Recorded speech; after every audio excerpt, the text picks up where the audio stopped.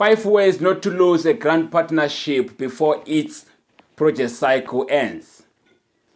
I don't know if we have heard this before in your communities and spaces that you are from, that particular organizations lost a particular grant while they were in the implementation process already.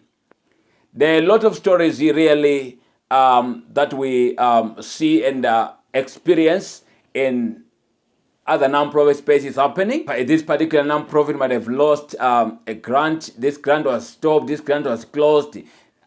I mean, it's just but a lot of stories happening, going around out there. But I'm so delighted that because I'm here, the Shalom Man, always coming to stand with you in the matters of philanthropy, going further, and more so of non-profit organizations. I understand with your non-profit you are somewhere in growth. I wish you best going further.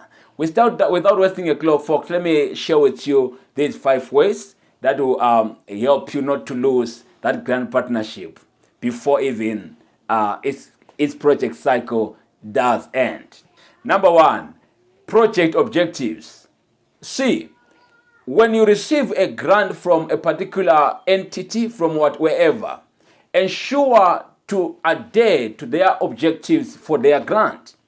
Perhaps they gave you $5,000 $20,000 $50,000 you just name it, and they send along the objectives. In fact, for you to apply for that grant, you applied in line with their objectives, not your own.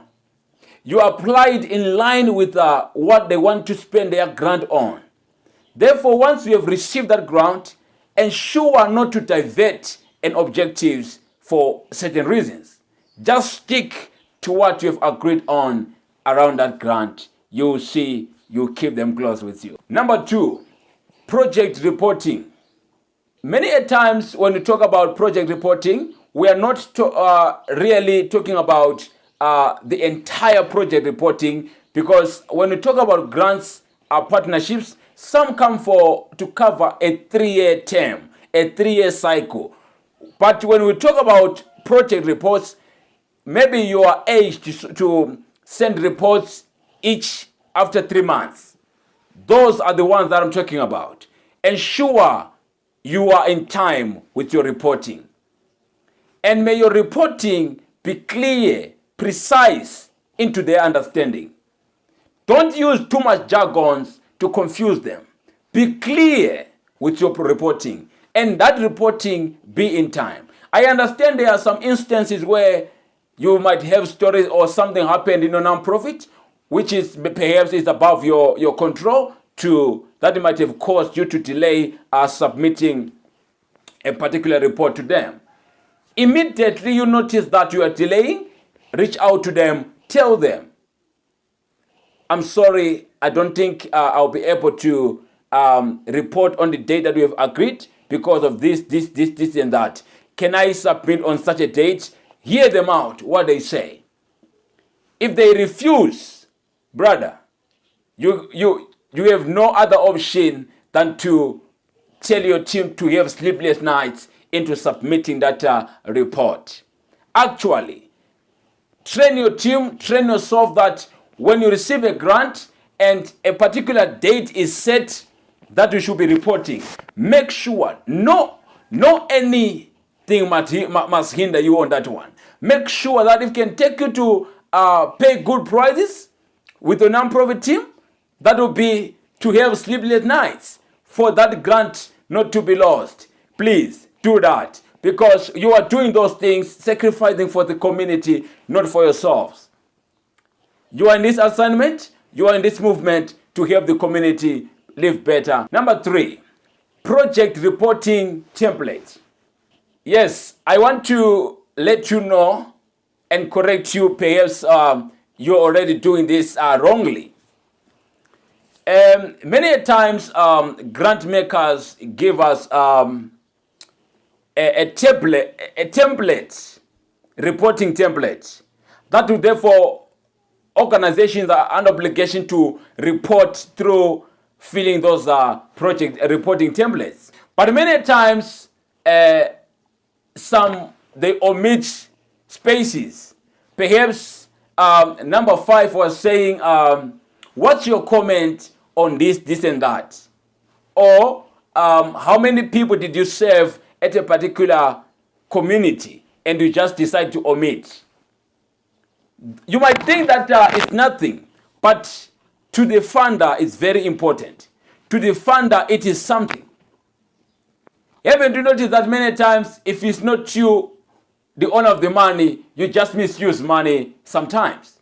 But as leaders, we are under obligation to avoid that so that we may not cause any inconveniences in other people's non-profit organizations or in other people's lives or in communities. Let us every other time try to be straight and respect other people's funding. When you are given a reporting template, make sure you fill it up clearly and truthfully, faithfully. Avoid to lie on those templates, because documents never lie. You might think that you have won them by, remember, maybe it's a 3-year project cycle, and you decide to lie on this second report. Somewhere, somehow, they might realize you lied, which will therefore make them not to trust you going further. This video is really to encourage us to be entrusted by our funders, be entrusted by our donors, be entrusted by the community at large. If your non-profit or you is not trusted by anyone or anyhow, you might kill your vision slowly but surely. Make sure that you work hard to gain trust. Another thing around reporting template, make sure after you have completed your report template, read over again 3 times at most, not alone, with your team, with your reporting team, so that you ensure the information that you submitted is realistically, it is clear, it is tangible. Number 4, frequent communication. There is something around grant makers, around donors, whenever they release a particular funding to support a particular project. They'll be so delighted to always hear from you.